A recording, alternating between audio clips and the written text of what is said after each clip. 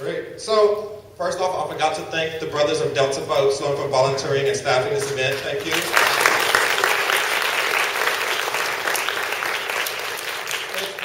If you have questions, please raise your hand, and a brother of Delta Vote Sloan will come bring you a mic. Please limit yourselves. I know we're a very passionate bunch, right? To one question. Yeah, whoever gets the mic first. Yesterday, on Facebook, I read Paul Betancourt denies that Senate Bill 6 is a bathroom bill. And I went to the legislature website and I found that no Senate Bill 6 has been filed, but bills with higher numbers are filed. So I am wondering why there's this gap in numbering. Is it a secret bill that just hasn't been filed yet? I don't know which is Senate Bill 6. Chuck, do you know, is it a reserved spot for the bathroom bill? Or? No? It's probably just a space that they reserved for it. Yeah. But it's not been filed. To my knowledge, the bill has not been filed. It's pretty common for the lieutenant governor, no matter who it is, to keep the first 10 numbers for his bills that he wants to be his, priority projects. Right. Now, it struck me as underhanded. Well, they all do that. They reserve their bills so that they can be heard first. And that's the theory. And the speaker reserves low number bills as well. Even though people are pre-filing, you may have filed a bill and you get a House Bill 406, but if the speaker wants it to be a priority, he can switch out and make it House Bill 5 or really, I guess SB 1 has got to be the budget. Yeah. You know that. Or HB 1 goes back and forth. But it's not unusual or conspiracy at all for that to occur. All right, can I remember? All right. I wanted to ask a close-ended question that you don't have to answer, so it's all right. I wanted to ask if any of you, some of you on the board, would be willing to pass a bill that would end the practice of normalization surgeries on intersex kids and infants. I didn't think your whole question. It was clear. Okay, sorry, I talked too fast. I wanted to ask you a close-ended question that you don't have to answer, but I wanted to ask if some of you would be willing to create a bill and pass it for any of the practice of normalization surgeries on intersex infants and children. The U.S. Department of State and the United Nations just announced that they're creating initiatives What did you say, normalization surgeries. Are you familiar with? Can you explain what that is? Okay. Those of us who don't know. All right, since you're not familiar with intersex, it's whenever someone is born with a body that has an anatomical, chromosomal, or hormonal difference. So a common word that people do know right away, which is very deceiving, but hermaphrodite. People are born with various different chromosomes or different anatomical parts. The reason I ask this question is because I'm an intersex person. I was actually my mother was actually forced to consent to normalization surgeries, which is a removal of the gonads, and what they do, the doctors, is they normally create all of the intersex babies that are in between. They make them all female by default, and this was done at the CPS. So this is why I wanted to know about this, because also not only are trans kids being targeted, but also intersex kids are being targeted, and even more so that you guys don't know what it is. But so I just wanted to ask if any of you would be willing to learn more about this, to create a bill to end this practice of normalization surgeries in Texas. So it does happen in Texas? Oh, Yeah, everywhere. Yeah, be sure to mention it to Mike. Will make note of it, and Mike is one of my policy analysts. We'll look at it. Thank you.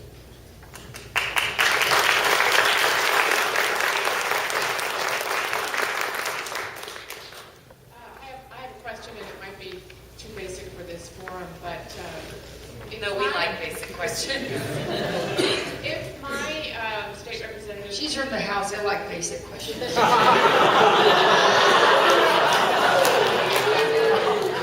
had to get back on the yellow.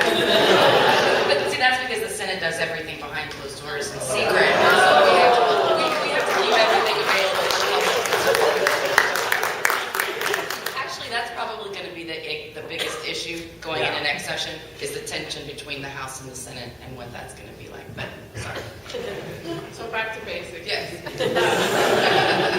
I have, my representative and senator are all already on board with all the issues I'm concerned about. Is there any point in me talking to other representatives and other senators for whom I'm not a constituent?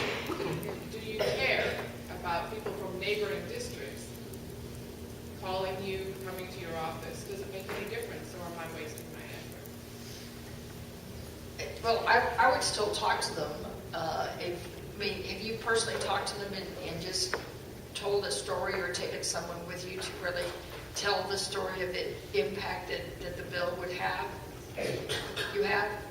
I haven't gone to other districts because No, but I mean, even with your representative, you said, oh, they're already on board, so I have nothing. oh, they're already on They're board. already Okay. on board. Oh, I'm sorry. When you said concerned about it, I thought it meant that they were on the other side. On the same side. Because My representative and my senator are already on the same side on all the okay, issues about. but you said concerned, so when I have concerns with someone, they're not, don't agree with me. So what I'm really asking is there any point, is there any value in constituents from other districts talking to those residents? I listen to other people's views. I mean, because this is the bill that will impact all of Texas, so I listen to everybody, but the priority is always to make room and time for my constituents. But if I have time, I do read the letters, I respond to the emails, and refer them to the appropriate legislator. But what you ought to do is find friends or family members that live in those districts to go tell their stories, and you prep them.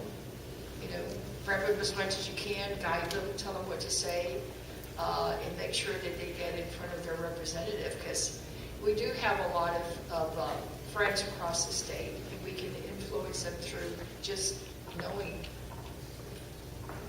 And I would say, like, probably at this point in time, it's probably not the best use of your personal time to go, talking to, someone that's not your representative.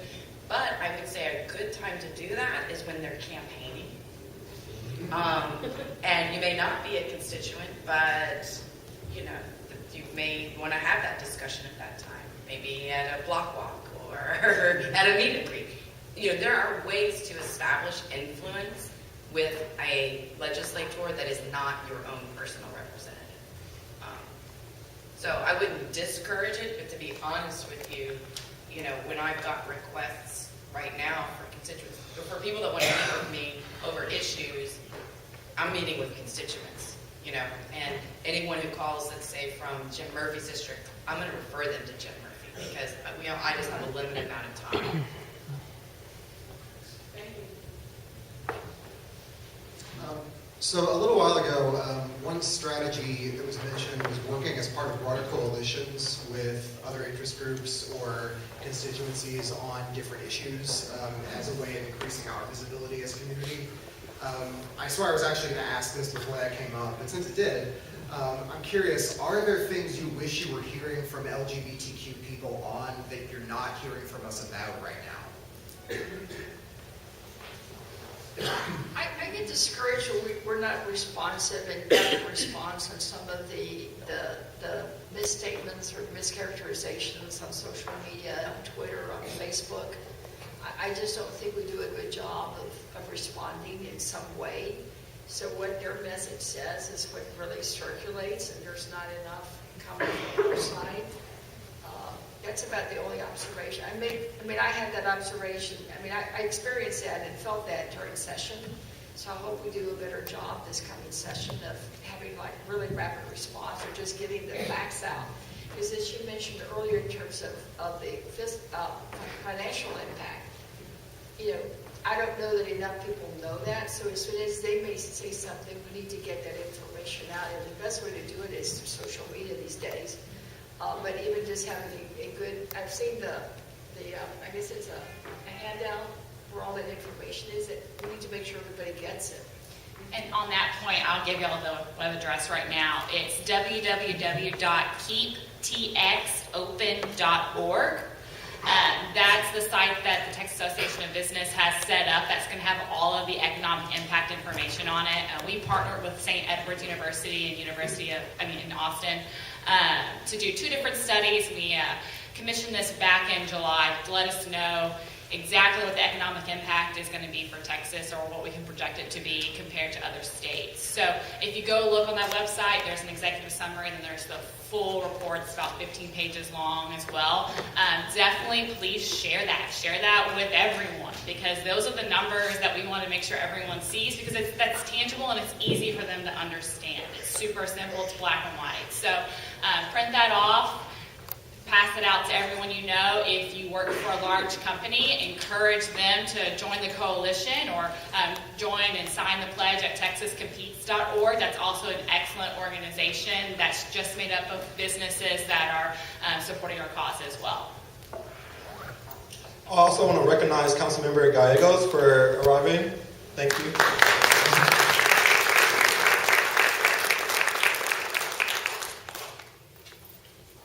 This may be off topic, but I know that there's much media coverage of the fact that Republicans want to roll back the Affordable Care Act, and I've heard that would be devastating for poor Texans. Is there anything that we can do through the legislature, meaning the Texas legislature during this session, to try to push back so that poor people in Texas don't get screwed on health care?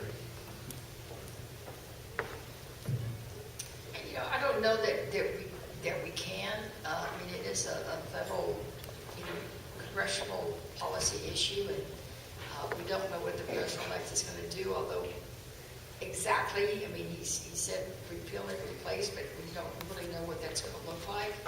So I think for some of us on that, we're just going to have to wait and see, because I know that no matter what we say, our current leadership is not going to be about expanding Medicaid. I mean, I think they're going to wait and see and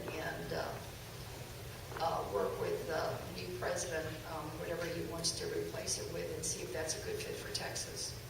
Sarah, on the 1115 waivers, does that have an impact? Yes, I mean, the 1115 waiver was extended by the feds for 18 months, and so obviously that's going to... It's a transformation of why hospitals are reimbursed. I mean, I don't know how detailed we want to go into. Well, just basically, it's for hospitals for indigent health care, and it expires next year, at the end of next year? Yes. But I do think that I feel optimistic about President Trump, in the sense that there has been such an oppositional relationship between the state of Texas and President Obama that we could not get really anything. I mean, there was always the basic threat: if you don't expand Medicaid, we're not going to give you this waiver. And so there was just no room to negotiate. And so maybe now that we have a new president, and I said this wouldn't matter if it would have been Trump or Clinton, the fact that it is not Obama in terms of Texas, that is going to hopefully be good for us. And so, but I think the senator's right. Obviously, we can't do anything about, like on the state level, about stopping the repealing of the Affordable Care Act.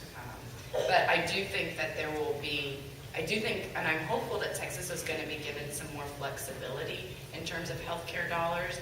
And I think the more flexibility we get from the feds, this is just me, the more likely you're going to see some movement on the expansion population.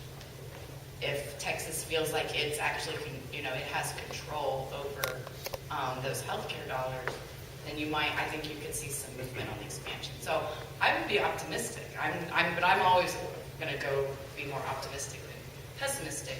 But I think there's the potential of some good that can come out. But I know everyone in this room disagrees with me. Besides my husband back there. Well, I think we have to be realistic and listen to what's been said so far in terms of the campaign season, and even some statements now during transition. But the most I can say is we're going to have to wait and see. And But there's really will be nothing we can do to stop the repeal or change any of the replacement. We'll just have to wait and see.